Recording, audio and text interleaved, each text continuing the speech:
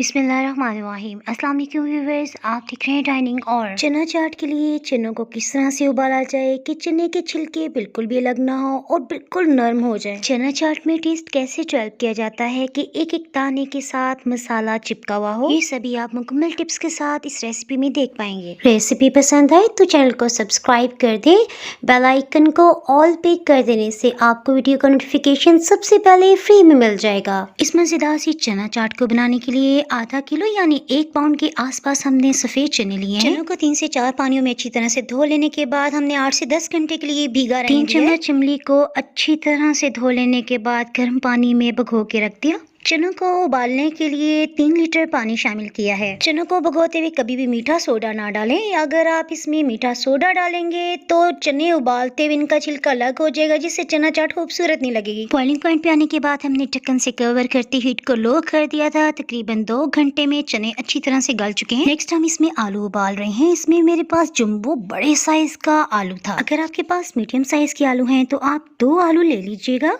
आलू की एक साइज के पीसेस लेने के लिए हमने पहले लेंथ वाइज इससे स्लाइस में काट लिया, 1/2 इंच मोटाई के, लेकिन हमने फ्राइज की तरह आलू काटे। उसके बाद एक जैसे चौकोर पीसेस काट लें, इससे चाट बहुत खूबसूरत लगेगी। 1 लीटर पानी में बिरयानी वाला ऑरेंज फूड कलर मेरे पास है, ये आधी चाय की चम्मच शामिल करते हुए आलू डाल दिए।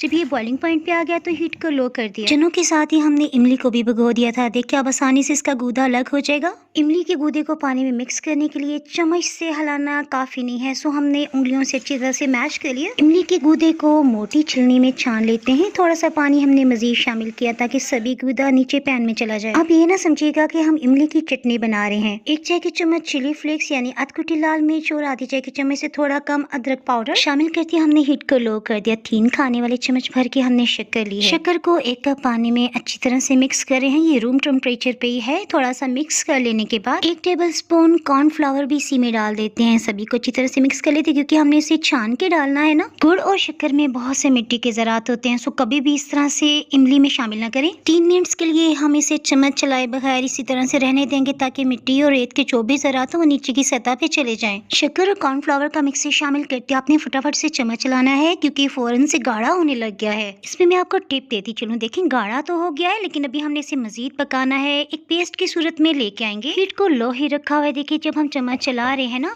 तो वापस से आके मिल रहा है। इसका मतलब है कि इसे मजीद गाढ़ा करने की जरूरत है। ये देखिए इमली का पेस्ट इतना गाढ़ा हो गया है कि चम्मच चलाने के बाद एक लाइन सी ड्रॉ हो गई है। अब ये मिल नहीं रहा, हमें इतना ही गाढ़ा पेस्ट चाहिए। इमली का पेस्ट ठंडा होके देखिए मजीद गाढ़ा हो गया है। ये देखिए चने रुई की तरह नरम भी है, इनका एक भी छिलका नहीं उतरा। इमली का पेस्ट ठंडा हो चुका है, सो इसे शामिल कर लेते हैं। इसके साथ ही 1 टेबल स्पून नमक और 1 ही टेबल स्पून हम चाट मसाला शामिल करते हुए अच्छी तरह से मिक्स कर लेते हैं। इमली का पेस्ट बहुत गाढ़ा है, सो एक एक चने के दाने में जायका आएगा। बेसन की बूंदी हमने घर में ही बनाई है, इसकी रेसिपी अपलोड हो चुकी है। ये 1 प्याला भर के हमने लिया है, पानी में भिगो देते हैं। अगर आप बेसन की बूंदी बाय डाइनिंग और सर्च करेंगे फिर भी आपको ये रेसिपी मिल जाएगी। अदरवाइज ऊपर आपको आई बटन में लिंक नजर आ रहा है, उसे क्लिक करके भी रेसिपी जान सकते हैं। ये चना चाट मैंने पहली रमजान को बनाई, लेकिन मैं इतनी थक चुकी थी कि एडिट नहीं कर सकी। आज 2nd रमजान है और बाहर इस वक्त जबरदस्त किस्म की बारिश हो रही है इस्लामाबाद में। बातें करते करते हमने आधा कप हरा धनिया भी शामिल कर दिया है। बेसन की बूंदी को पानी में भिगोए हुए 2 घंटे हो चुके हैं, सो हल्का सा हाथ में प्रेस करते हुए एक्स्ट्रा पानी निकाल लेते हैं। चना चाट में घर की बेसन की बूंदी डालते हुए एक तो इसकी क्वांटिटी बढ़ गई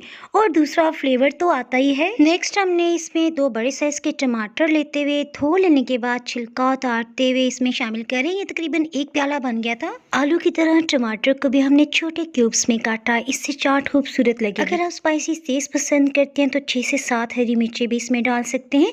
बच्चे क्योंकि ये चाट शौक से खाते हैं, उनका रोजा भी है, सो मैंने इसमें सिर्फ 3 हरी मिर्चें शामिल की हैं। कलरफुल सी चाट देखने में जितनी खूबसूरत है, खाने में उससे भी ज्यादा टेस्टी है।